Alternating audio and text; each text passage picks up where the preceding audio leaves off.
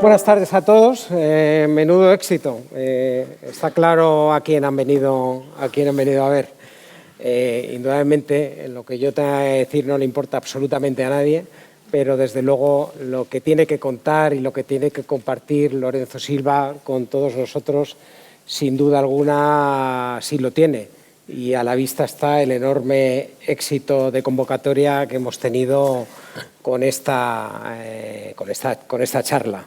Ya veremos al final si realmente ha sido un éxito y se van ustedes satisfechos con todo lo que van a escuchar hoy aquí. Yo conozco bastante bien a Lorenzo y estoy seguro de que sí, pero esto lo juzgarán ustedes, lo juzgaremos todos al final de esta charla por el volumen de sus aplausos. Lorenzo Silva. Lorenzo Silva es madrileño de Carabanchel, hijo y nieto de militares y tiene 57 años. Estudió Derecho y ejerció como abogado de empresa durante una decena de años hasta que decidió pasarse con armas y bagajes a la literatura. Desde entonces ha publicado más de 80 novelas, relatos, artículos, entrevistas, guías de viajes, ensayos, libros históricos, entre los que se encuentran los 13 títulos publicados hasta ahora de la serie Belibacua y Chamorro, que este año, como ustedes bien saben, celebra su 25 aniversario con cientos de miles de ejemplares vendidos. Hemos traído a Lorenzo, como a otros creadores, habrán visto ustedes en la publicidad que hemos sacado en las últimas semanas, los spots que hemos publicado en nuestras redes sociales o el cartel que tienen ahí delante, que hemos querido traer a creadores que también con la Fundación Mutua Madrileña cumplen algún tipo de aniversario. Obviamente a John Ford no lo hemos podido traer porque hace 50 años que se murió, pero vamos a traer a un autor que le conoce muy bien su obra, como es Eduardo Torres Dulce, ya en diciembre, y será muy, muy, muy interesante, y además tendremos la oportunidad de hablar de su obra, obviamente visionando trozos de sus películas. Con su mujer, no la de Eduardo Torres Dulce, con la de Lorenzo Silva, la también escritora Noemí Trujillo, Lorenzo ha publicado 2 novelas policíacas con la inspectora Manuela Mauri, de la Policía Nacional y no de la Guardia Civil como protagonista. Por ahora gana la Guardia Civil 13-2. Ha recibido importantes premios, 2 de ellos gracias a libros de la serie Belibacua y Chamorro, el Premio Nadal en el año 2000 con El alquimista impaciente y el Premio Planeta en 2012 con La marca del meridiano. En 2010 fue nombrado Guardia Civil honorario por su contribución a reforzar la imagen del cuerpo, a pesar de que tampoco ahorra críticas en sus libros a los defectos de, abrimos comillas, la empresa, como llaman los guardias a la benemérita, y también, como no, los protagonistas de sus novelas. Lorenzo Silva sigue la estela de una de sus figuras literarias más admiradas, alguna vez le he escuchado hacer referencia a él, que es Raymond Chandler, el creador del detective Philip Marlowe, quien defendía que la novela negra, abro comillas, es un hombre que persigue una verdad que está oculta. Un hombre que en esa búsqueda recorre un camino lleno de desvíos, de callejones sin salida y de atajos que suelen ser útiles para llegar a conocer la verdad. Además de la ficción policíaca representada por la serie de Belibacua y Chamorro y las realizadas con Noemí, Lorenzo es autor de otras novelas como La flaqueza del bolchevique, llevada al cine, Carta Blanca, ambientada en las fechas posteriores al desastre anual, novelas históricas, El nombre de los nuestros, también ambientada en esa guerra y en la que combatió, por cierto, su abuelo. Tu abuelo por parte de padre y también tu abuelo por parte de madre, ¿no? No, mi abuelo por parte de madre se libró. Se libró, suerte para él. Castellano, la impresionante Recordarán tu nombre, de la que espero que luego podamos hablar, relatos, libros para jóvenes y ensayos, uno de los cuales me gustaría destacar especialmente, Sangre, sudor y paz, la Guardia Civil contra ETA. Si hay que tener memoria histórica, ese libro, créanme, los que no lo han leído, es sin duda alguna imprescindible, duro pero imprescindible. Y su último libro publicado en mayo de este año es Púa, la historia de un antiguo agente secreto implicado en la guerra sucia contra el terrorismo, no se sabe dónde. Bueno, como diría mi abuela, ahí en nada. Buenas tardes, Lorenzo Silva. Gracias por estar con nosotros. Creo que todos los que han venido hoy a escucharnos, bueno, a escucharte, a ti, obviamente, saben perfectamente quiénes son los 2 guardias civiles que creaste hace 25 años, Rubén Belibacua y Virginia Chamorro.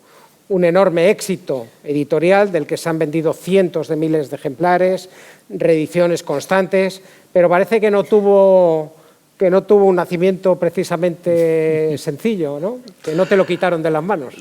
No precisamente. Bueno, buenas tardes en primer lugar y muchas gracias. Gracias a ti, Lorenzo, por acompañarme, gracias a esta casa por acogerme una vez más, gracias a todos los que nos acompañan esta tarde y bueno, yo sé que buena parte de este éxito de convocatoria es vuestro, de lo bien que hacéis las cosas y por tanto también... Quería iniciar este ciclo de charlas con otro Lorenzo y no había otro. Entonces... No, yo vamos, soy consciente de lo difícil que es que estas cosas funcionen y sé el buen equipo que hay detrás al que también quiero agradecerle su trabajo y sus desvelos, ¿no? Y su buen hacer. Sí tengo que decir que es curioso cómo empiezan las cosas, ¿no? Y cómo a veces los principios no hacen presagiar lo que va a suceder, sino justamente todo lo contrario. Yo escribí la primera novela de Bevilacqua y Chamorro. No diré que era una especie de trance, porque realmente yo llevaba un tiempo pensándola. La novela la escribí en el verano del 95, en 34 días del verano del 95. Fueron 34 días... porque yo ese año, aparte de los 30 días que tenía de vacaciones, había conseguido, por exceso de horas, tener 4 días más.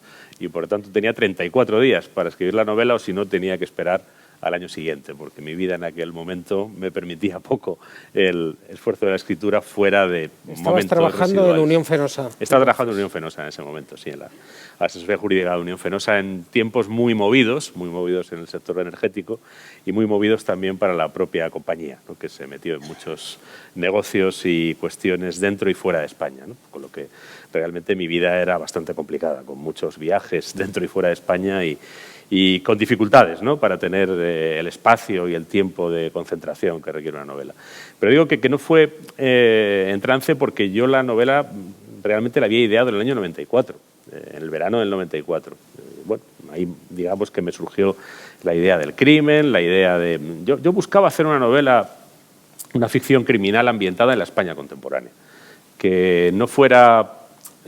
todos somos tributarios y deudores de los autores que nos han precedido, ¿no? Y yo soy tributario y deudor de autores estadounidenses como Raymond Chandler, ¿no? Y no solo estadounidenses. Pero sí quería que la novela que escribiera no fuera una novela, en cierto modo, subordinada, ¿no? Supeditada a esa ficción extranjera.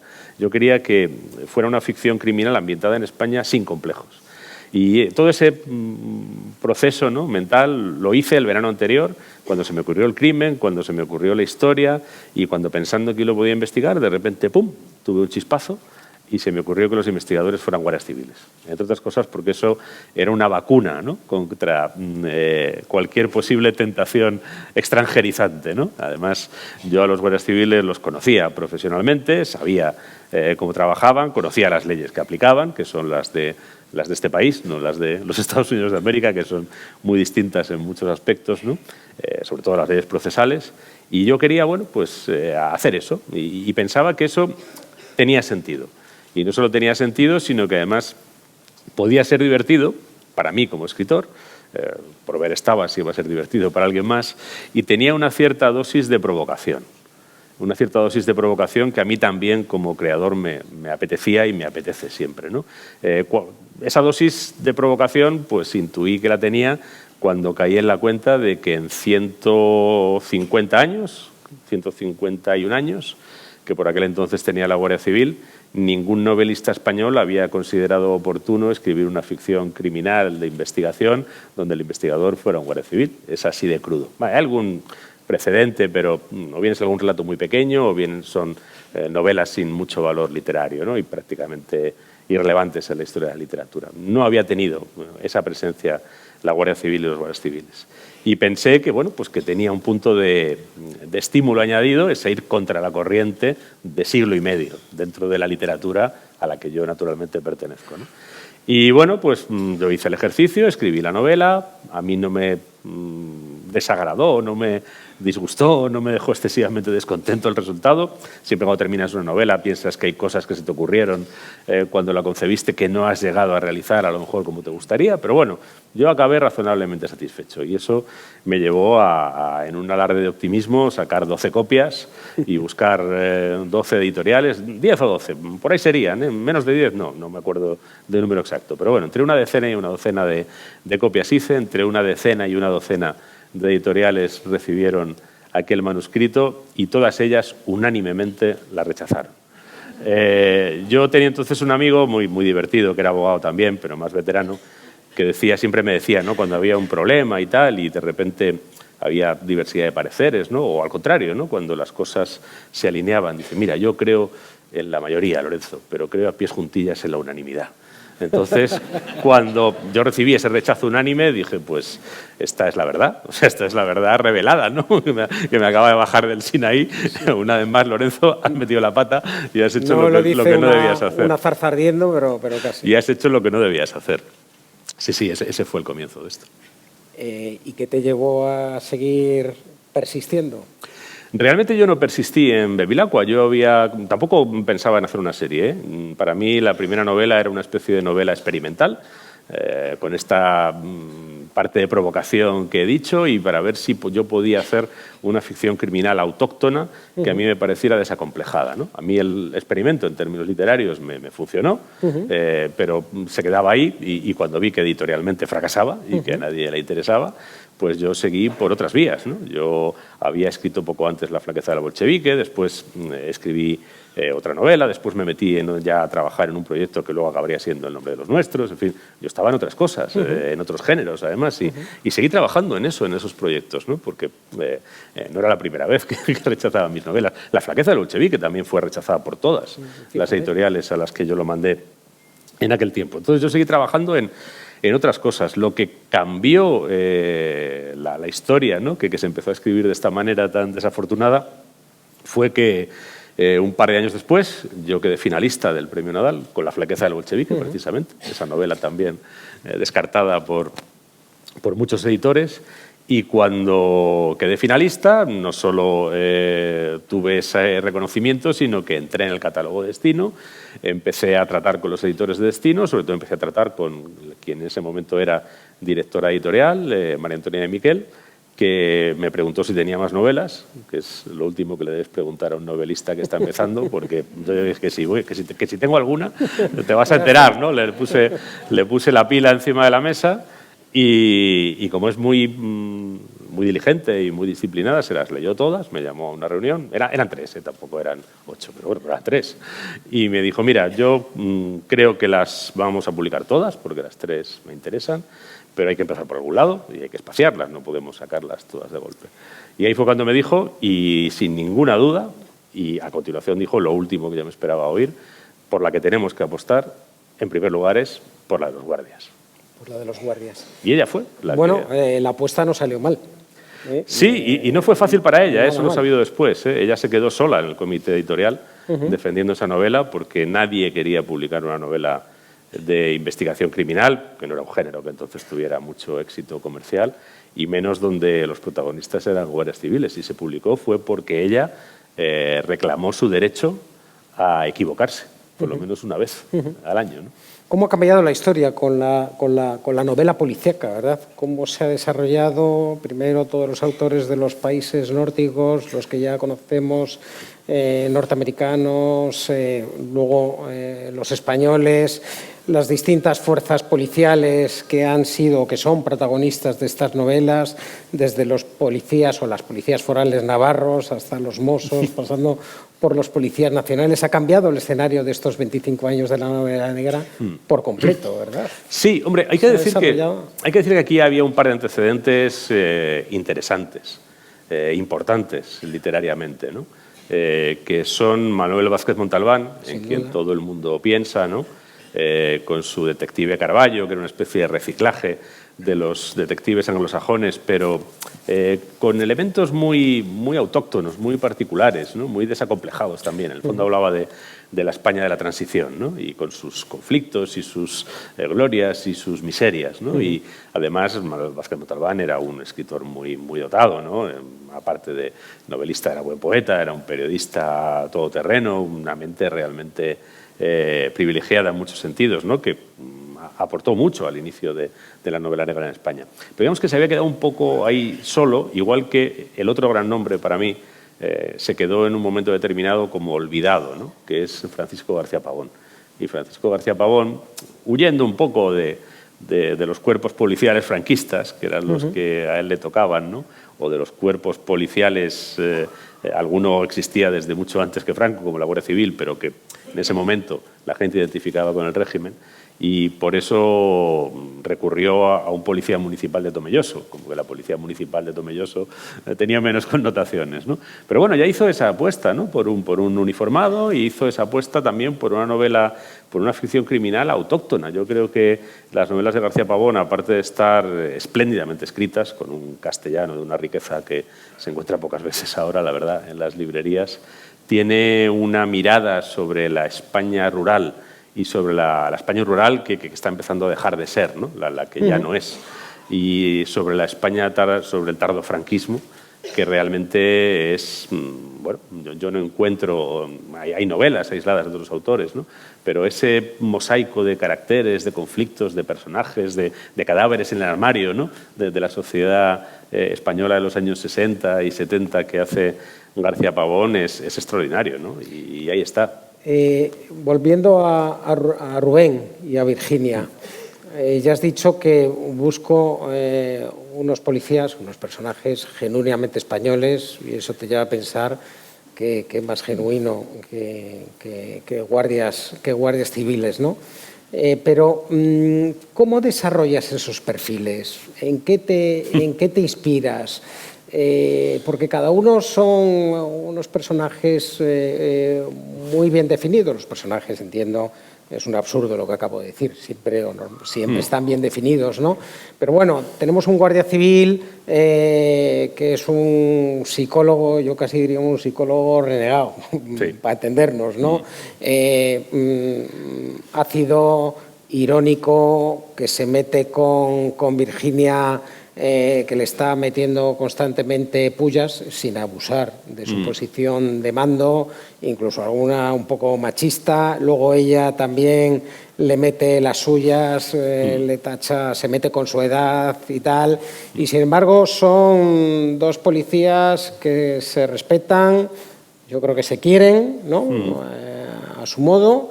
Y que se cubren las espaldas. Realmente son dos personajes.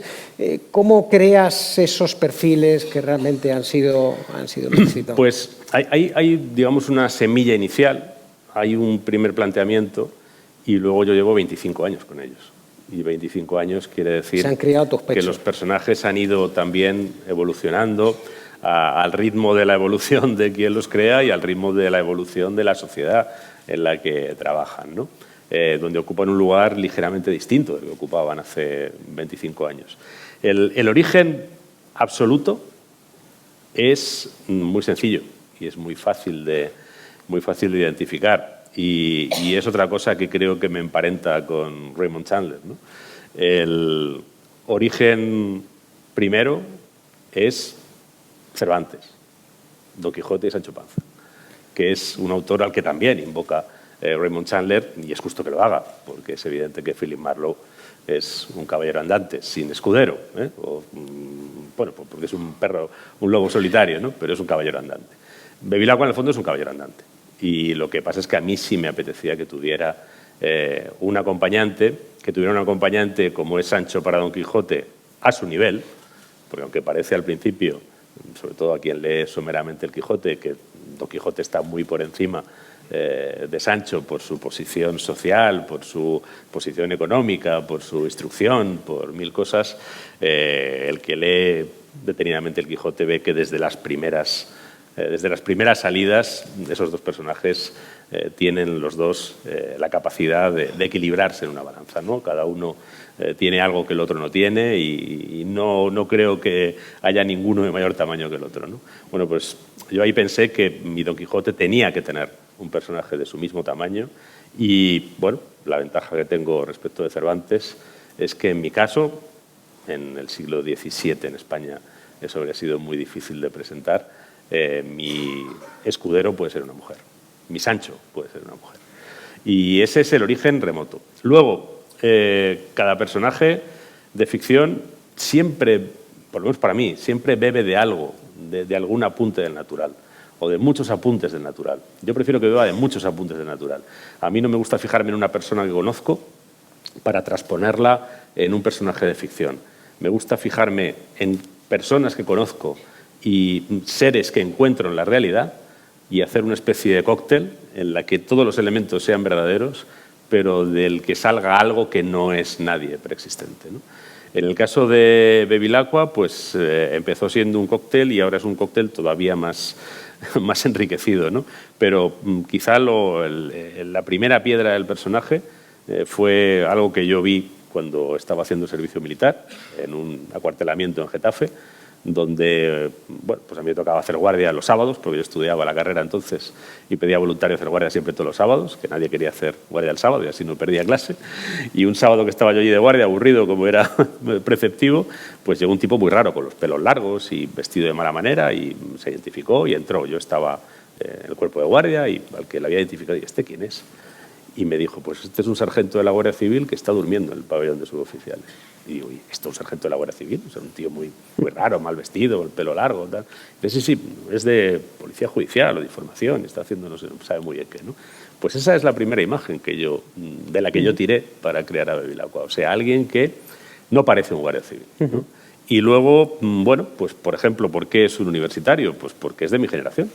Mi generación es la primera que va masivamente a la universidad y esa universidad a su vez expele titulados en un volumen tal que las profesiones correspondientes no los pueden absorber. Esa es lo que yo he vivido con mis compañeros de facultad, lo que he vivido con mis amigos que estudiaban otras carreras, ¿no? Y de repente hay personas de perfil universitario que empiezan a aterrizar en lugares insospechados, donde no se les esperaba, ¿no? Desde los funcionarios de prisiones hasta los guardias civiles o los policías u otro tipo de funcionarios, ¿no? Bueno, pues ese es Bevilacqua. Es un señor que no sería guardia civil en la Guardia Civil de 1950, pero que en la Guardia Civil de 1990 es muy comprensible que sea Guardia Civil. Y si vamos a la de ahora, todavía más, porque los titulados ahora están todavía peor pagados que en los años 90, con lo que no es nada raro que muchos de ellos elijan, por ejemplo, ser guardias civiles, ¿no? Y ella, pues ella también tiene algún apunte natural, ¿no? Yo, lo cuento breve, viví en una colonia militar. Allí todos los niños querían ser militares. Hasta yo quise ser militar durante mi infancia, ¿no? Luego se cruzó la literatura y a mí se me fue esa idea a la cabeza, ¿no? Pero todos querían ser como sus padres, ¿no? Y bueno, pues también alguna chica quería ser como su padre. También alguna chica quería ser militar. Y a las chicas de mi generación no se les permitía ser militares. Lo único que podían, a lo que podían aspirar, y es un poquito después, es a entrar en las academias de oficiales, lo que era extraordinariamente difícil, porque eso te pedían mucha nota y pasar un examen duro, y también un examen físico duro. Desde ahí fue cuando empezaron a entrar las primeras mujeres, las que hoy son coroneles y generales, pero eran muy poquitas, muy poquitas. El único cuerpo militar al que las mujeres se podían, en aquel momento, hablo de finales de los 80, principios de los 90, incorporar con normalidad, era la Guardia Civil.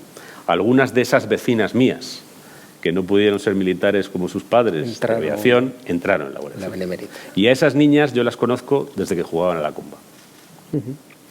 Oye, antes has dicho algo, has dicho que ellos, los dos guardias, Bilbao y Chamorro, han evolucionado conmigo durante estos 25 años. ¿Y tú has evolucionado con ellos? ¿Cómo has cambiado tú en estos 25 años? Tu forma, no solo tu personalidad, ¿no?, sino también tu forma de elaborar las historias, de planteártelas, de buscar nuevos escenarios. ¿Cómo has cambiado tu forma de escribir? Te podría decir que que por un lado mucho y por otro lado muy poco. Muy poco. Yo cuando me siento ahora a escribir una historia, lo hago por el mismo motor fundamental que a mí me hizo sentarme a escribir mis primeras historias de ficción con 13, 14, 15 años. Yo necesito que haya algo que me llame, me pellizque, me prenda, sienta que me concierne y yo sienta que ahí hay un riesgo que merece la pena correr. Y si no siento eso, la historia no me interesa. Y en ese mecanismo las cosas funcionan exactamente igual que cuando era un adolescente. Van cambiando las historias o van cambiando los estímulos, pero para mí el mecanismo es exactamente el mismo. Yo en ese aspecto siento que estoy en la casilla de salida y además no me quiero mover de esa casilla de salida. Si en algún momento pensara, pues no sé, que puedo tomar más distancia respecto de lo que escribo, que puedo hacerlo poniendo menos carne en el asador, que puedo hacerlo... Oye, como he hecho otras cosas en la vida, yo he sido editor de cuentas, he sido abogado, he sido... Y esas cosas a veces las he hecho poniendo poca carne en el asador y las he podido hacer, ¿no? Si yo sintiera que la literatura la empiezo a hacer así, abandonaría la literatura. En eso lo tengo absolutamente claro. Pero hay un aspecto en el que sí que han cambiado mucho las cosas, ¿no? Porque, por ejemplo, a estos personajes y lo que es su trabajo y lo que es su papel en el mundo y lo que ellos sienten de su papel en el mundo cuando, como es el caso de mis personajes, llevan décadas representándolo, de todo eso he aprendido mucho en estos años. Muchas cosas que no sabía hace un cuarto de siglo, evidentemente, porque me faltaba la edad, pero también porque me faltaba el conocimiento para ver cómo personas que se dedican a lo que se dedican Chamorro y Bevilacqua han recorrido el camino de una vida y cómo, y esto para mí es muy importante, cómo y dónde, porque a mí personalmente es lo que más me importa, cómo y dónde encuentran la razón para levantarse por la mañana y afrontar la jornada intentando hacer lo mejor posible lo que tienen que hacer, después de 30 años haciendo. Te va a parecer a ti y a usted una chorrada, ¿no? Pero escuchándote y viendo, por supuesto, entre comillas, tus personajes y después de leer todos tus libros, me sorprende que sean una ficción. No sé, me sorprende que sean unos personajes de ficción, ¿no? Los tengo tan interiorizados, tan asimilados, los conozco, tú los conoces muchísimo mejor que nosotros porque los has parido, indudablemente, ¿no? Pero es sorprendente la simbiosis que puede haber entre la realidad y la ficción. Pero quería preguntarte una cosa, porque antes has empezado a hablar de la Guardia Civil. Yo había invitado a esta charla a un general de la Guardia Civil, amigo mío, que no ha podido venir y me dijo, todo antes de ayer, me dice, no puedo ir, dice, de todas formas conozco bien a Lorenzo Silva, dice, pues además le hemos dado algún premio y tal, y dice, y conoce mejor a la Guardia Civil por dentro que muchos guardias civiles. ¿Cómo ha cambiado la Guardia Civil en estos 150 años de historia? ¿Qué queda de aquella Guardia Civil en la que hay ahora y qué queda, por ejemplo, de la cartilla de Guardia Civil que recopiló el Duque de Ahumada?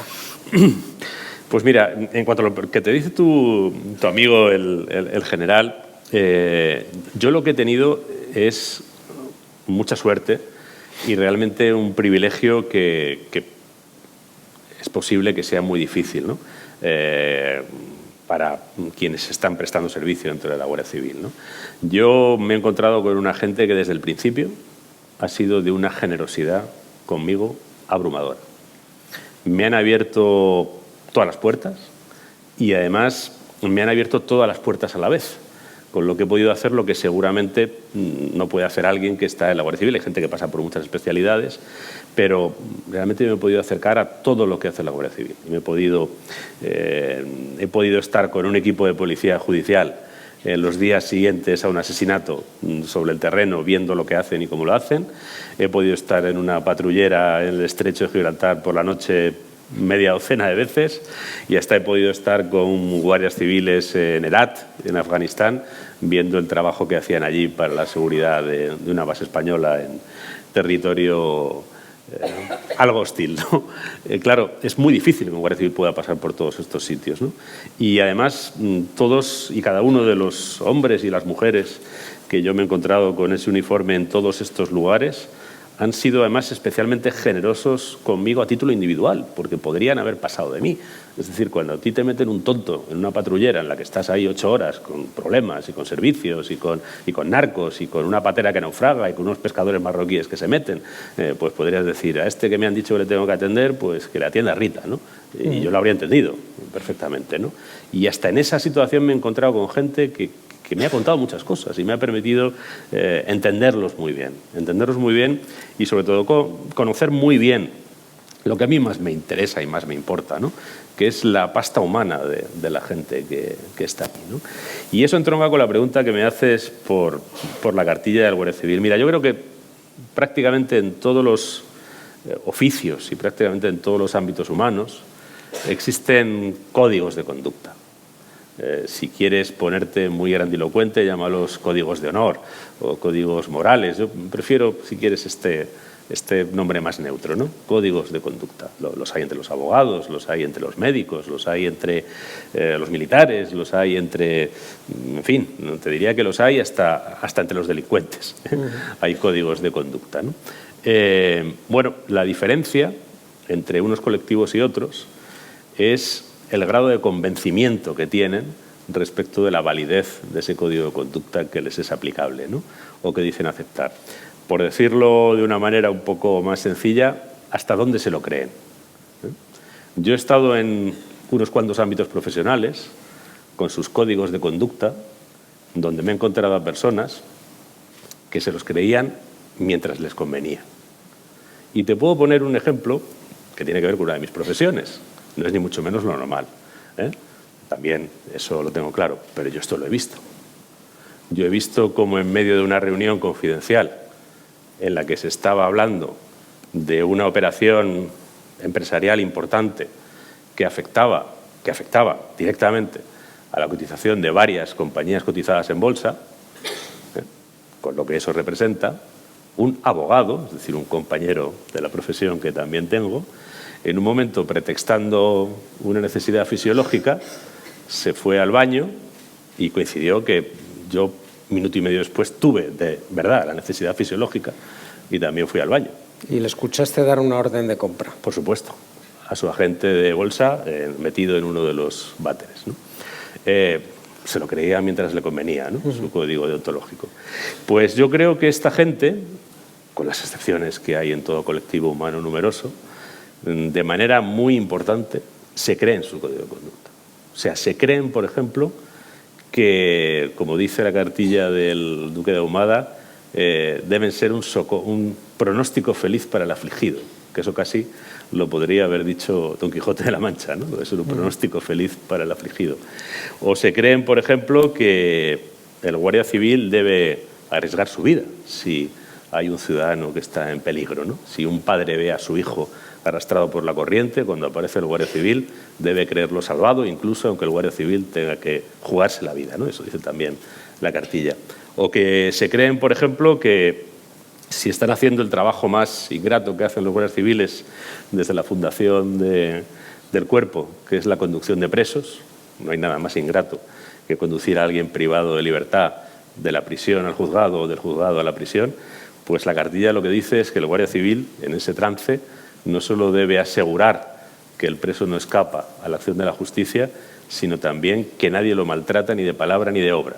Y si fuera necesario, dará su vida por defender la integridad del preso que se le ha confiado, ¿no? Pues se lo creen. Y si tuvieran que hacerlo, lo harían, muchos. Y esa es una diferencia importante con otros muchos ámbitos de la vida, por lo menos de los que a mí me ha sido dado a conocer. Ahí tú, continuando con lo de la Guardia Civil, luego volveremos a Billy y Chamorro, pero referido a la Guardia Civil actual o contemporánea, ¿no? Yo antes hacía referencia al libro de la Guardia Civil y su lucha contra ETA, el que escribiste con Gonzalo y con el coronel Sánchez Corbí, Y la verdad es que, como antes decía, es un libro impresionante, ¿no? Pero también es impresionante el de recordarán tu nombre. Yo no sé si aquí, levante la mano por favor, ¿cuántos de ustedes han leído Recordarán? Muy pocos. Bien, muchas gracias. No está mal. No está mal, no está mal. Bueno, es un libro apasionante, ¿no? Es además un hecho histórico. A grosso modo, como es un hecho histórico, pues, se lo voy a contar, o no tienen más que meterse en cualquier sitio. No hay destripe, ¿no? Efectivamente, ¿no? Básicamente está ambientada en la Guerra Civil, básicamente y fundamentalmente en los primeros días de la guerra, en la sublevación militar, la sublevación en Barcelona. El general Godet, desde Mallorca, sale en avión y se desplaza a Barcelona para ponerse al frente de las fuerzas sublevadas, pero hay un mando de la Guardia Civil, el general Aranguren. Bueno, en ese momento igual no era general, era general ya. El general Aranguren decide mantenerse leal al gobierno republicano y, por supuesto, también de quien dependía, al gobierno de la Generalitat, el gobierno presidido por Companys, y al frente de sus fuerzas acaba con la insurrección militar en Barcelona, detienen a Godet, el gobierno republicano le hace un consejo de guerra y le fusila. Aranguren continúa durante la guerra civil ya como mando del ejército republicano, yo creo que en el Levante, creo recordar. Al final, en Alicante, en los últimos días de la guerra, atropella un coche, le deja medio inválido, le capturan los nacionales y Franco le somete a su vez un consejo de guerra. Tú estudiaste muy profundamente el sumario y a Aranguren le fusilan. No solo fusilan a Aranguren, sino además a todos los oficiales de la Guardia Civil que habían estado bajo su mando. Y ahí sí que no hubo obediencia debida, ni pacto del capó, ni nada. Les fusilaron a todos, ¿no? A pesar de que Aranguren tuvo 2 hijos luchando en el bando nacional y uno de ellos murió, creo recordar, ¿no? Uno de ellos murió en combate. Eso, por supuesto, no supone ningún eximente. Y creo recordar que un general le cuenta al hijo de Aranguren que Franco había dicho a Aranguren que le fusilen, aunque sea en camilla. Yo creo que es un ejemplo, yo diría, no solo de intenso, ¿no?, sino máximo, ¿no?, de, a pesar de tus convicciones políticas, y religiosas, porque era un hombre católico practicante y un hombre de derechas, dice: mi obligación es cumplir la legalidad en estos momentos es la legalidad republicana, y yo tengo que ponerme a las órdenes de esto, aunque sea luchar contra mis hijos, luchar contra mis compañeros de armas, porque él había estado además en África y tal, ¿no? Yo creo que es un ejemplo máximo, ¿no? Sí, yo creo, claro, me dediqué mucho tiempo a pensar en la vida de este hombre. He leído todos los documentos que hay de él, su hoja de servicios, conocí a la familia, accedí a muchos de los recuerdos, incluso familiares, que no están documentados, ¿no? Conocí a su nieta que convivió con él, ¿no? Bueno, y a otros que, aunque no convivieron con él, pues recibieron de sus padres, que eran los hijos de Aranguren, muchas historias, ¿no? Y hay una parte que probablemente es el carácter del personaje, un carácter singular realmente, ¿no? Pero yo, cuando me intentaba explicar muchas de las cosas difíciles de explicar de su camino vital, es muy difícil de explicar, pues la única respuesta, la primera respuesta que me daba era: este hombre era un guardia civil y se lo creía.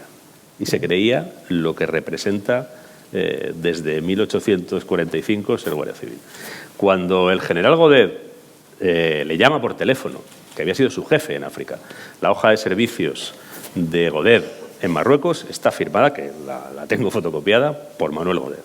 Es decir, el señor que le había certificado sus méritos de guerra en África le llama por teléfono y le dice: oye, aquí estoy, que he venido a hacerme cargo de esto, ponte a mis órdenes, porque soy el nuevo jefe de esto, estoy al frente del ejército y no te quedes con los traidores a España y demás. Pues Godet, que era un tipo estimable, era un tipo estimable, inteligente, probablemente el general de los sublevados con más cabeza, el que habría seguramente sido el candidato natural a encabezar el golpe después de la muerte de Sanjurjo, y no Franco, y eso Franco lo tenía bastante claro, hasta se lo llegó a decir a su primo en el libro este de Conversaciones. Pues Godet, que era un tipo que no era, pues se encontró con un hombre de una pasta moral más sólida que la suya, porque los dos tenían una circunstancia que Godet podía obviar y Aranguren no.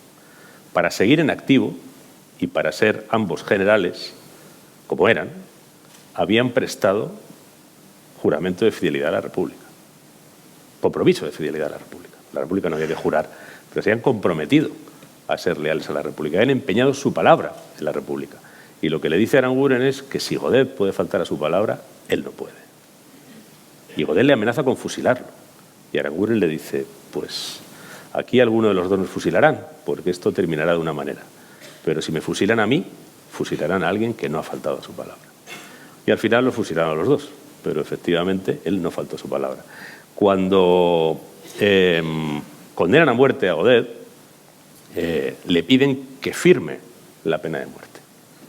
Aranguren, que era el jefe, además, militar de Cataluña en ese momento, Aranguren se niega a firmar la condena de muerte porque él ha sido testigo en el juicio y cree que un testigo en el juicio que ha testificado y ha contado pues, cosas que han sido pieza de cargo contra el fusilado no puede éticamente firmar la orden. Eso le cuesta caer en desgracia frente a Azaña, que a partir de ahí solo habla mal de él. Cuando acaba la guerra, su mujer, que conocía a Franco, porque tomaban café cuando estaban juntos en La Coruña, en los años 30, le dice, y esto no se lo sé por ningún documento, sino por los hijos que se lo contaron a los nietos, que fueron quienes me lo contaron a mí. Le dijo la mujer, vete, que si mató a su primo, te va a matar a ti. Y era verdad, Franco había fusilado a su primo, al hijo de la familia que se apiadó de él, de sus hermanos y de su madre cuando su padre los abandonó. Y lo fusiló al principio de la guerra. No pestañeó en fusilar a su primo. Pues él respondió, es que yo no tengo nada de que avergonzarme. Si me voy, es como si hubiera algo de lo que me avergüenzo. Y además, yo no tengo nada. ¿De qué vais a vivir? Me tengo que quedar y espero que, como yo no he matado a nadie, como yo no he intentado además salvar, y salvó a bastante gente del fusilamiento en Barcelona, pues lo tendrán en cuenta y me meterán a lo mejor en la cárcel de por vida, pero bueno, pues ya veremos. O sea, el hombre se quedó y le ofrecieron irse, se podía haber ido, era el jefe militar de Valencia, tenía un barco esperando, se podía haber ido casado como los demás y se quedó. Y lo fusilaron. Y cuando se vio ante el Consejo de Guerra, que es estremecedor leer todos los papeles, ¿no?, de cómo hay testigos falsos, hay pruebas, en fin, es un verdadero disparate, ¿no? Es estremecedor el Consejo de Guerra y es estremecedor que la sentencia se notifica por telegrama al cuartel general de Franco en Burgos, un día como hoy, y 2 días después, o día y medio después, llega el telegrama de Franco dando vía libre a la ejecución. Aranguren solo sobrevivió 20 días al fin de la guerra. Lo fusilaron inmediatamente. Yo no sé si llegó a decir eso, lo que un general que estaba entonces en el cuartel general de Burgos, que era Tella, que era un tipo que luego se rebotó un poco contra el régimen, sí que le dijo, años después, se lo dijo al yerno de Aranguren, que Franco, cuando le habían dicho que estaba detenido, había dicho a Aranguren que lo fusilen aunque sea atado a la camilla. Y no lo fusilaron atado a la camilla, sentado en una silla, fue como lo fusilaron, pero efectivamente lo fusilaron, y sin ninguna piedad. Y en el momento del fusilamiento, lo fusilaron con un teniente coronel, a los que le estaban preparando para fusilarlo, no sé si había algún guardia o había alguien como que desfalleció un poco, pues les dijo finalmente, sus últimas palabras registradas son: por mí no pases sufrimiento, porque yo soy un hombre ya mayor, sufre un poco más por este pobre al que le estáis quitando más años de vida que a mí. En la llamada de Focea, que me imagino que no voy a destripar nada más, porque me imagino que muchos de ustedes es la última novela de Lorenzo Silva, como antes lo comentábamos, tú haces es que iba a decir Lorenzo Silva, que Belibacua, el subteniente Belibacua, le diga a un independentista catalán, que recordaré cuando estaba detenido, le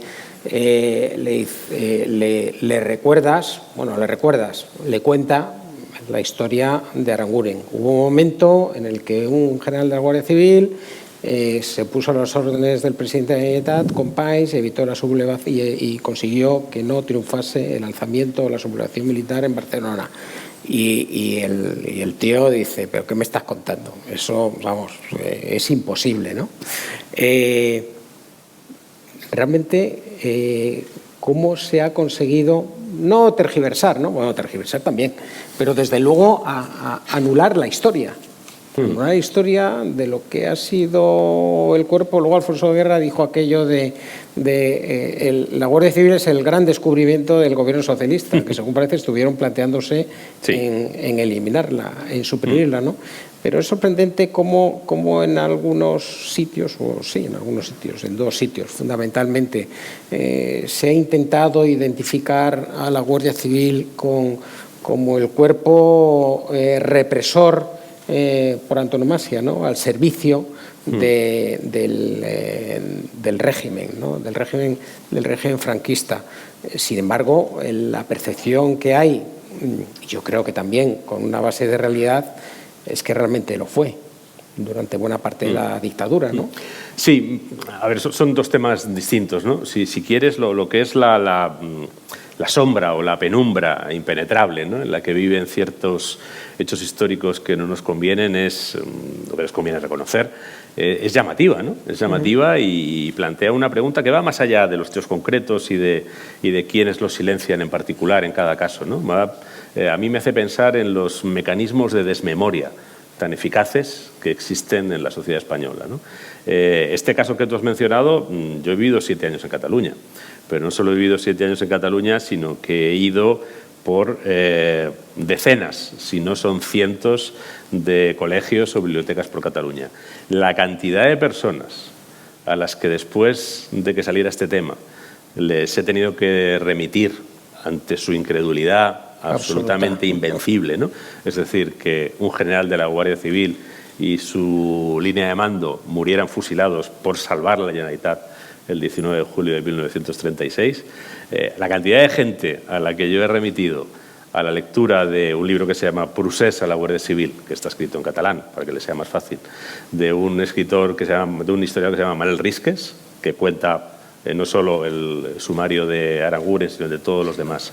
O, por ejemplo, a un libro que se llama Barcelona, 1936, porque también está en catalán, de un señor que se llama Marià Rubió i Tudurí, que ninguno sabe quién es, pero que era diputado de Esquerra Republicana, de la Segunda República, y que cuenta no solo todo lo que pasó, sino que en un momento dice, no cabe ninguna duda de que si el 19 de julio se salvó la Generalitat fue por la actuación decidida de la Guardia Civil. La cantidad de personas a las que yo he remitido a esa fuente, digo, no me creas a mí, crea a un diputado de Esquerra y crea a un historiador catalán. Porque no me creían, porque para ellos estaba absolutamente excluido de su visión del mundo, ¿no? Es una cosa verdaderamente sensacional, ¿no? Y bueno, pues la parte del franquismo también es una historia compleja. Lo primero que pensó Franco fue disolver la Guardia Civil, por una razón bastante sencilla. La Guardia Civil, el 18 de julio del 36, tenía aproximadamente 35.000 efectivos. Del orden de 20.000 permanecieron leales a la República y fueron decisivos para que el golpe fracasara en Madrid, Barcelona, Valencia, Bilbao, Málaga, es decir, todas las ciudades. Fueron decisivos para que la República conservara el músculo suficiente como para parar el golpe. Absolutamente decisivos. Y además no fue ninguna sorpresa. Mola, que es el cerebro del golpe, y que era hijo de un guardia civil, dejó comentado que en los sitios donde la Guardia Civil sea fuerte no triunfaremos, porque se van a mantener muchos leales al gobierno, que fue lo que sucedió. La Guardia Civil tenía 7 generales, solo se sublevó 1. que lo nombraron director general de la Guardia Civil franquista, claro, porque no había competencia, ¿no? Era solo uno. Los otros no se sublevaron, no solo Aranguren, o sea, es que los otros permanecieron leales a la República, empezando por el director general, que era el general Pozas, ¿no? Que también era africanista, por cierto, fue el que reconquistó Anual, ¿no? En el año 1926. Entonces, claro, con esos antecedentes, Franco lo primero que pensó fue en disolverla.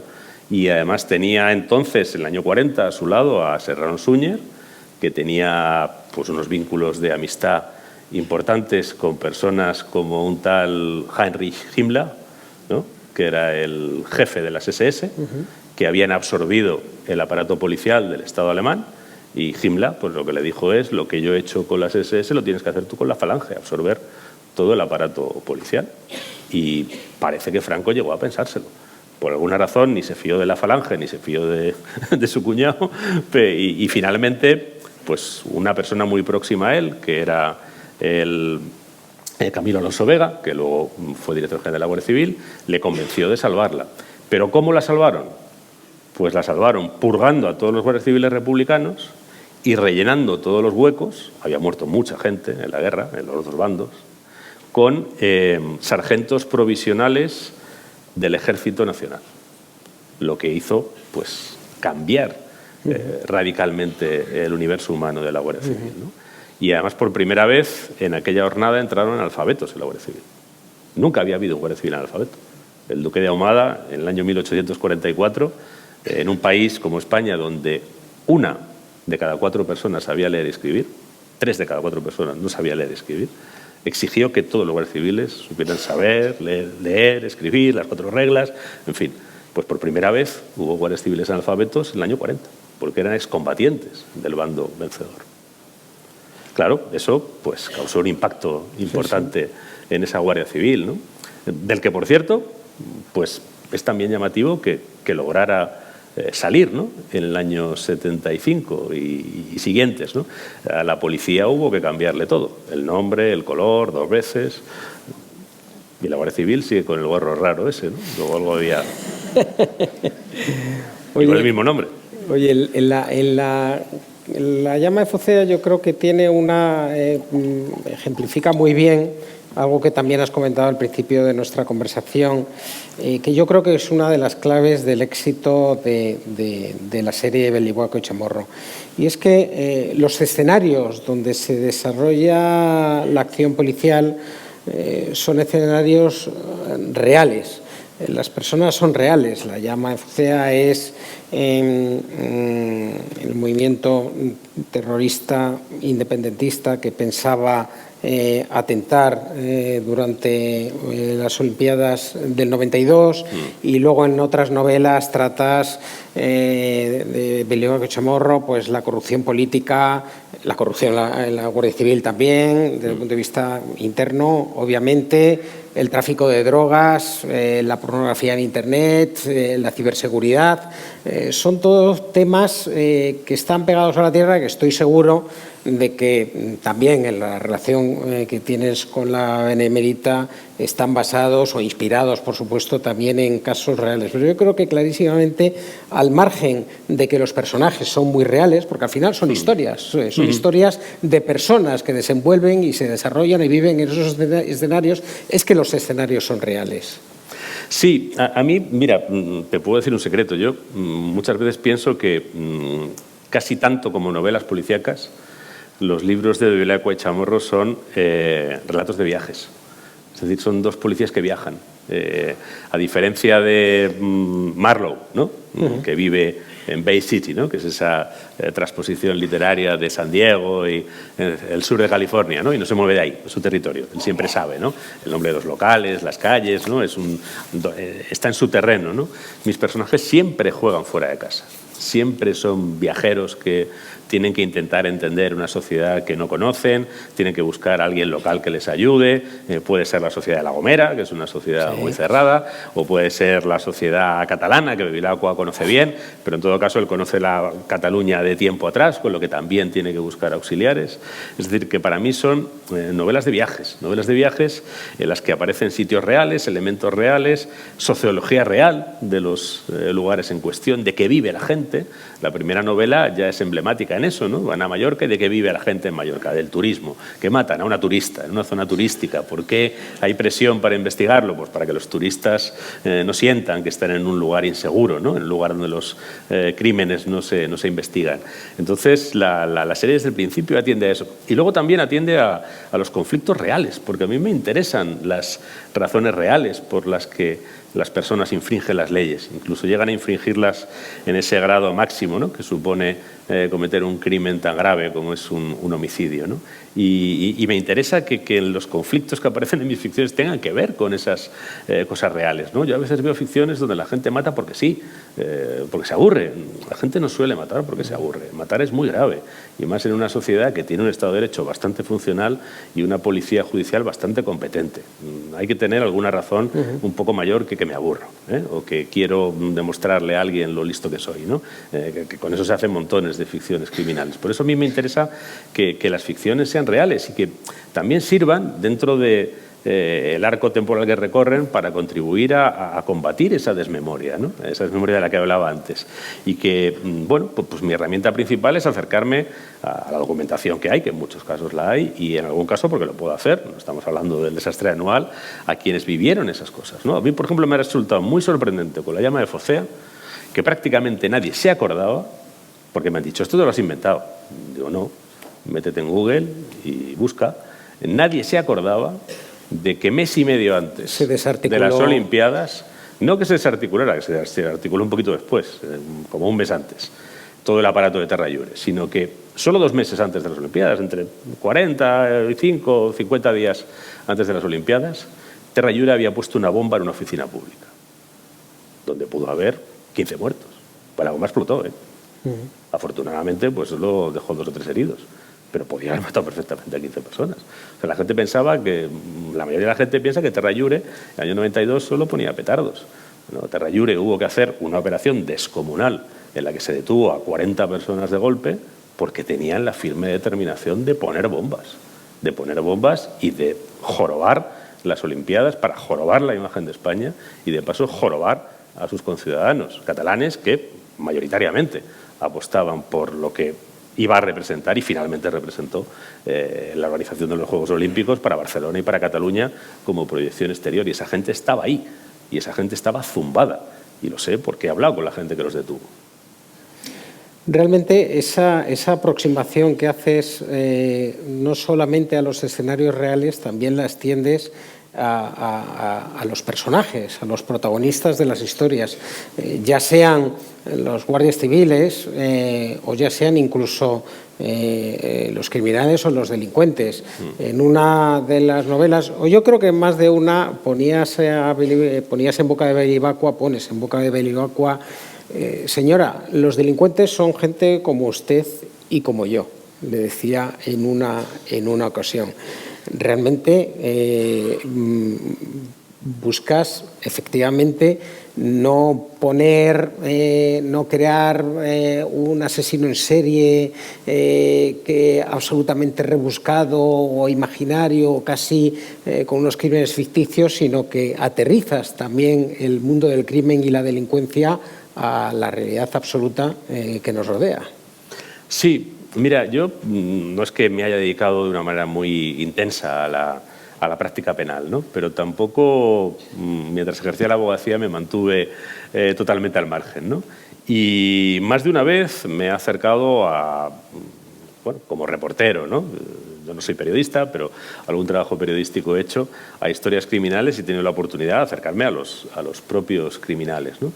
Y yo he conocido a los 3 tipos principales de criminales que puedes encontrarte, ¿no? A la persona que está muy inmersa en un ámbito delincuencial, ¿no? Violento y que todos identificamos como delincuente, ¿no? Pues yo entrevisté en la cárcel, a Juan José Moreno Cuenca, alias El Vaquilla. Estuve 4 o 5 horas hablando con él allí y luego me tiré como 5 días hablando con todo su entorno, ¿no? Ese sería el delincuente que todos identificamos con el que es delincuente hasta a primera vista, ¿no?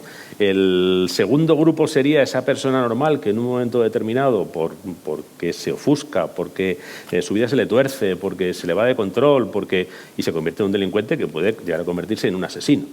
Yo pienso en un caso que a mí me vuelve muchas veces y hasta he escrito una novela sobre él y no me lo he exorcizado todavía, que es el asesinato de Edith Napoleón, que era una prostituta nigeriana de 20 años que ejercía su oficio aquí en Madrid, a la que una noche de domingo un empresario de Boadilla del Monte, como otras noches, recogió en el Paseo de Camoens, se la llevó como otras noches a su piso en Boadilla del Monte, un chaval de 30 y tantos años, buena familia, buena posición, negocio propio, ningún antecedente criminal, y algo sucedió esa noche que Edith Napoleón no volvió a aparecer hasta que encontraron su cadáver troceado en varios contenedores de basura de Boadilla del Monte, ¿no? Pues ese hombre, que no sé si mató intencionadamente o no a esa mujer, pero que tuvo la sangre fría de al día siguiente, el lunes, pedirle a su empleada de hogar que no fuera, y que ese lunes por la tarde, después de tener varias reuniones de trabajo, con cuchillos de cocina, descuartizó un cuerpo humano, era una persona normal. Era una persona normal, no era una persona que hubiera hecho nada, no se había metido con nadie nunca, no había tenido ningún problema, ninguna violencia, nada. Algo lo desbordó, no sé si se pusieron a hacer cosas raras o bien la chica se le enfrentó o bien lo que fuera, y cuando se vio con un cadáver en casa, pues en lugar de decir esto es un ser humano y merece dignidad, pues la voy a trocear, la meto en bolsas de basura y así desaparece de mi vida. Pues ese es un tipo de delincuente que hay. Y el otro, al que también he conocido, pues es la persona aparentemente respetable, la persona que incluso tiene una vida confortable y desahogada y que, movido por la codicia, pues empieza a engañar, a estafar, a aprovecharse, a prevalerse de sus privilegios y a delinquir con soltura, ya sea con corrupción política, empresarial o la que quieras, ¿no? Y es que son seres humanos como tú y como yo, es decir, no están hechos de una pasta diferente, ¿no? También he hablado con terroristas, ¿no? Cuando a ti alguien te explica por qué con 20 años decidió irse de su casa, pasar a la clandestinidad, integrarse en el aparato militar de ETA y empezar a buscar gente para matar, y te lo explica, y te explica cómo le pasó eso a un chico de 20 años, que bueno, tampoco venía de un entorno marginal y demás, ¿no? Como ciertas ideas, cierta inmadurez, cierta vehemencia, cierta irreflexión, ¿no? A mí una persona de este perfil me llegó a decir, yo ahora pienso en lo que yo me planteaba con 20 años y por qué me lo planteaba. Lo que me planteaba era matar a gente a la que no conocía, porque me habían dicho que era gente a la que tenía que matar, y pienso que era un imbécil. Y este hombre me llegó a decir algo más. A él lo detuvieron antes de que cometiera su primer asesinato, que estaba a punto de cometerlo ya. Pues ya había recuperado toda la información, ya tenía los objetivos, tenía las instrucciones, tenía las armas, y ahí lo pillaron. Y lo pillaron antes de la democracia. Es decir, que la Guardia Civil, que fue la que lo detuvo, no solo lo detuvo, sino que lo maltrató pródigamente, ¿no? Y este hombre me llegó a decir, yo estoy agradecido a quienes me detuvieron, porque gracias a ellos yo me recuerdo como un imbécil, pero no tengo que recordarme como un asesino. En mis novelas me costaría mucho hablar de mí. Le decías al escritor francés Emmanuel Carrère en una entrevista que le hiciste en el diario digital El Español en 2015. ¿No hay nada o casi nada de ti en Belioqua? A ver, los dos somos... No has querido trasladar nunca... Varones españoles de raza blanca.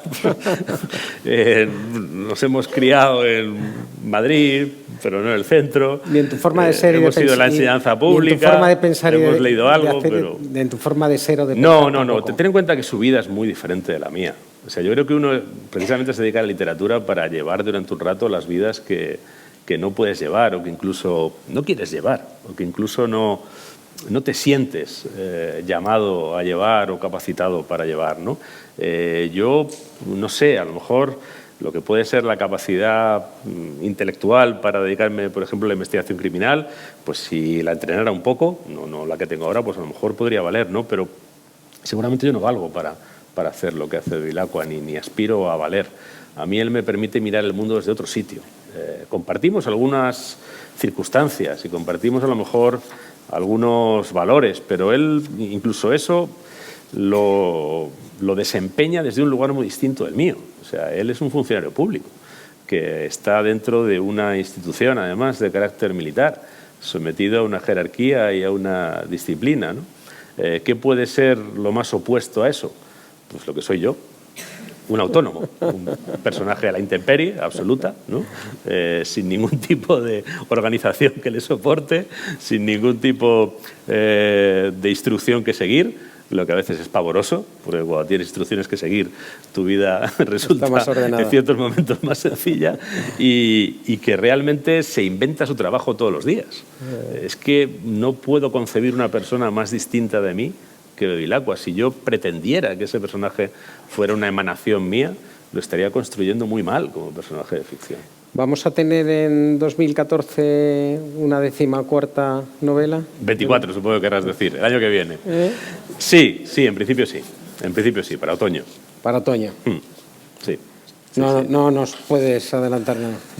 Solo puedo adelantar una cosa que no es destripar gran cosa. La anterior novela acaba en las Navidades de 2019. Ajá.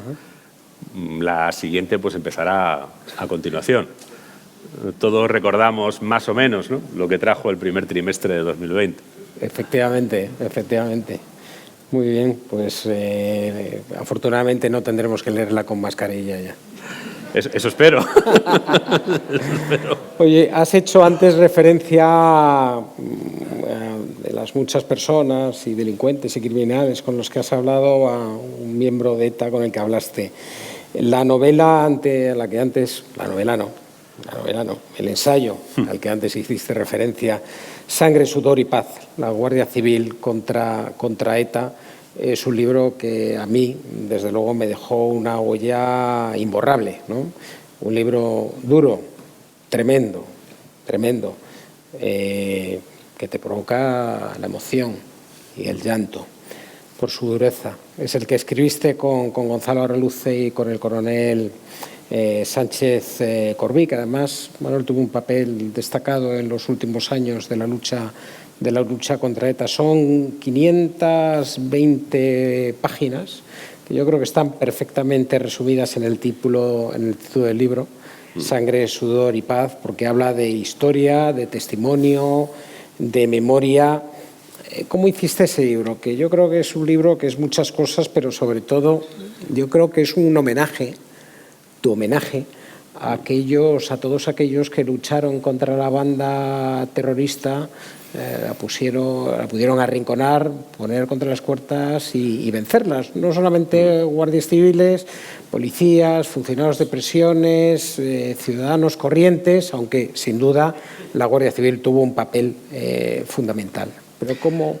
Bueno, lo primero que hay que decir de ese libro es que yo no podría haber aportado nada a esta historia si no hubiera habido un trabajo previo que asumieron de manera además absolutamente altruista y desprendida un grupo de guardias civiles. Un grupo de guardias civiles que encabezaba Manuel Sánchez Corbí, que trabajó muy estrechamente con un cabo primero del Servicio de Información, Manuela Simón, y con otras personas que les recogían información tanto en lo que son los servicios centrales de la Guardia Civil, buscando gente que hubiera tenido experiencias, como en Guipúzcoa, Álava, Vizcaya, Navarra y en otros muchos sitios, porque ETA atentó en muchos sitios y a mí siempre me parece importante recordar que el término municipal donde cometió más asesinatos con mucha diferencia es este en el que nos encontramos, la ciudad de Madrid.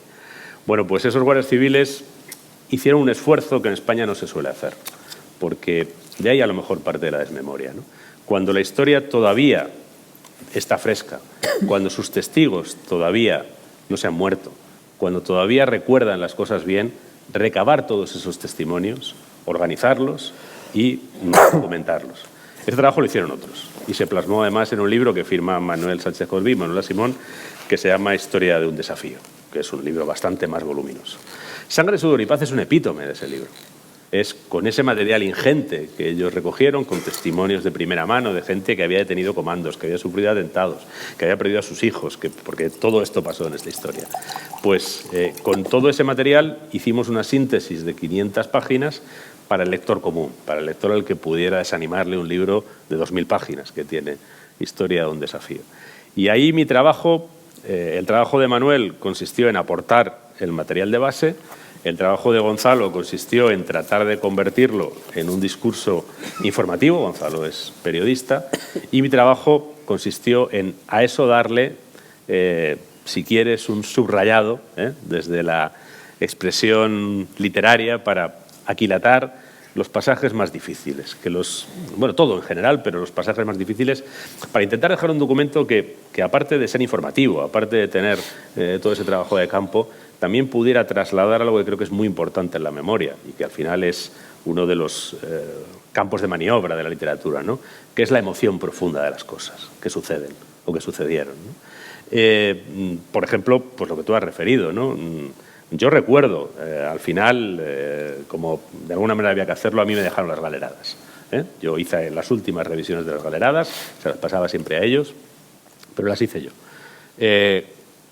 Hay pasajes de ese libro que después de haberlo leído un montón de veces mientras intervenía en el texto y hacía mis aportaciones, después de haberlo leído después en el manuscrito, después de haber leído la primera galerada, después de haber leído la segunda galerada, todavía en la tercera galerada, había pasajes en los que a mí, que soy un tipo relativamente duro, se me saltaban las lágrimas. Y creo que si ahora mismo volviera a esos pasajes y los releyera, se me volverían a saltar.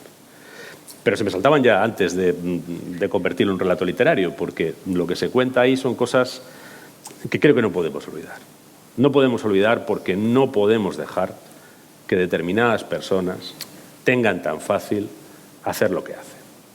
Es decir, y voy a poner nombres, porque aquí hay que ser claro, que un individuo como Josu Ternera, que tiene sobre su conciencia la muerte dolosa y alevosa de niños, salga a predicar como una estrella de rock and roll, que ha cumplido algún tipo de misión moral en la vida, es verdaderamente repugnante en primer lugar.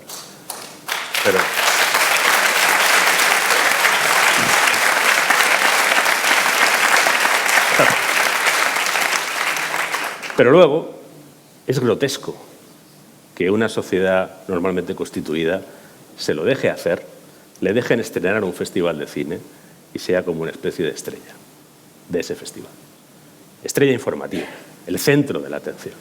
Eso es absolutamente imperdonable. Y para que eso no pueda ser, pues hay que contar en detalle todas estas cosas. Y además hay otra idea detrás de este libro. La historia que estamos contando es una historia terrible, es una historia dolorosa, es una historia llena de tragedias, es una historia llena de errores también, de errores de la sociedad española, de errores terribles, de errores perturbadores. Porque es perturbador, por ejemplo, que un Estado de Derecho, en un momento de desconcierto, y quienes lo dirigen, crean que la solución es darle una pila de dinero oculto a un par de policías bastante poco prudentes para que se lo gasten en mercenarios y criminales, que además acaban matando a gente que no es el objetivo. Eso es bastante vergonzante. Pero también es bastante vergonzante que cuando aquí había atentados casi cada semana y había un Comando Madrid hiperactivo, y a veces hasta 2 Comandos Madrid, cuando los guardias civiles les decían a sus jefes: oye, para ir a prestar servicio en la Embajada de Rusia, en lugar de ir los 25 al barrio de las Embajadas en un autobús de la Guardia Civil para que hagan tiro al pato con nosotros, ¿por qué no vamos en metro de paisano y nos ponemos el uniforme en la Embajada? Pues ¿saben lo que les dijeron a esos guardias? Que si tenían miedo. Gente que no se subía en el autobús, al que finalmente reventaron con una bomba. Pues todo eso, con todas esas páginas, al final acaba siendo una historia de éxito de la sociedad española. Porque hay un grupo de servidores públicos y a su vez con el tiempo va habiendo una ciudadanía que les va respaldando como no les respaldaba en absoluto al principio, y se consigue con el trabajo de esos servidores públicos, con el respaldo de la ciudadanía y con una administración de justicia que también hace su trabajo y que de cada sentencia que dicta tiene que pasar examen en el Tribunal de Derechos Europeos, Derechos Humanos de Estrasburgo, Tribunal Europeo de Derechos Humanos de Estrasburgo, que es el tribunal más exigente del mundo y podríamos decir de la galaxia en términos de derechos humanos, pues gracias a ese trabajo, esa organización hoy no existe. Fue literalmente aniquilada, reducida a la nada, que es lo que significa aniquilar. Y gracias a eso, pues en primera instancia los vascos, pero también todos nosotros, podemos pasear por nuestras ciudades sin que alguien con una ensoñación patriótica de la que fuere, me da igual, si fundada o infundada, nos convierta en objetivo para afirmarse ante el mundo, ¿no? Y como dice Mario Calabresi, ¿no?, en el libro Salir de la noche, que habla del terrorismo en Italia en los años de plomo, para rellenar su vacío vital, que es lo que dice que estaba en la base de la conducta de muchos de las brigadas rojas, de los grupos terroristas anarquistas, de los grupos terroristas de ultraderecha que convirtieron también Italia en escenario del terror durante décadas, ¿no? Para que esa gente ya no desahogue su vacío vital contra nosotros, han sido fundamentales estas personas que lo han conseguido. Y además, mira, en otros lugares, pues, no sé, yo pienso mucho en el Reino Unido de la Gran Bretaña, ¿no?, que recurrió a todo tipo de cosas, y también a la guerra sucia, y más que nosotros, y además declarándolo, y con impunidad, porque, no sé, Margaret Thatcher ordenó una ejecución extrajudicial en Gibraltar, y que yo sepa, Margaret Thatcher se murió siendo lady, miembro de la Cámara de los Lores, y nadie la procesó nunca, ¿no? Pues al final ellos pactaron con el IRA. La sociedad española no ha tenido que pactar nada con ETA, absolutamente nada, absolutamente nada. Hay un partido ahora que representa postulados ideológicos que podrían coincidir y tal, bien, sí, lo que tú quieras. Pero era de lo que se trataba, ¿no? Tú puedes tener cualquier postulado ideológico en España. Lo que no puedes es intentar imponerlo a otros amedrentándolos. Lo que es lamentable es lo que tú acabas de decir, y es que seamos permisivos. Y yo creo que no solo permisivos por el hecho de dejarles hacer, sino porque también por no hacer nosotros, o quien tenga que hacerlo, el ejercicio de contar la verdadera historia y dejar que otros impongan ese relato. De ahí sale este libro. O sea, yo sé que nunca veremos una película contando esto, nunca veremos una serie de televisión contando esto, porque a gente que tiene poder y tiene la capacidad de que esas cosas no se hagan no le interesa. Pero para hacer un libro bastan 3 personas. Que quieren hacerlo. Desde el caso de Aranguren, de respetar hasta el final la palabra dada en tiempos en los que eso parece algo efímero, ¿no?, hasta el final de la guerra contra ETA, arrinconarlos y derrotarnos y efectivamente acabar con quien deseaba poner fin a un régimen de libertades, la Guardia Civil. Yo creo que ha tenido un largo camino y yo creo que tú has sido y eres y vas a serlo durante mucho tiempo un fiel reflejo y un fiel testigo de esa labor, y desde luego yo creo que todos confiamos, esperamos y deseamos que a través de Belibacua y Chamorro poder seguir viviendo, yo no diría sus aventuras, porque como hemos dicho muy a menudo a lo largo de esta más de hora y cuarto charla, son escenas reales con personas reales y delincuentes reales también, ¿no? Pero bueno, yo creo que son 25 años y 13 novelas en las que has conseguido no solamente engancharnos, sino atraparnos, no solamente con Belibacua Chamorro, que es lo que nos trae hoy aquí, nos ha traído de aquí, sino también con las restantes, y lo único que deseamos es que continúes con esta labor que yo creo que roza la excelencia como escritor, y que te lleves de nosotros este fuerte aplauso. Muchas gracias. Muchas gracias. Gracias.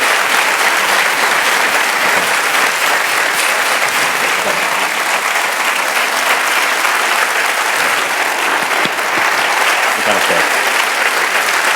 Gracias. Muchas gracias. Gracias. No sé si puedo decir una cosa. Claro, una cosa, lo que quieras. La tengo que decir, me la digo todas las mañanas, todas las tardes y todas las noches, pero también la tengo que decir aquí ahora mismo, ¿no? He podido hacer todo lo que he podido hacer, he podido escribir todo lo que he podido escribir y he podido hacerlo con la libertad y con la convicción y poniendo toda la carne en el asador, como lo he hecho, porque desde hace muchos años he tenido la enorme suerte de que me acompañe mucha gente, muchos lectores, a los que estáis aquí, que los representáis. Muchas gracias de corazón.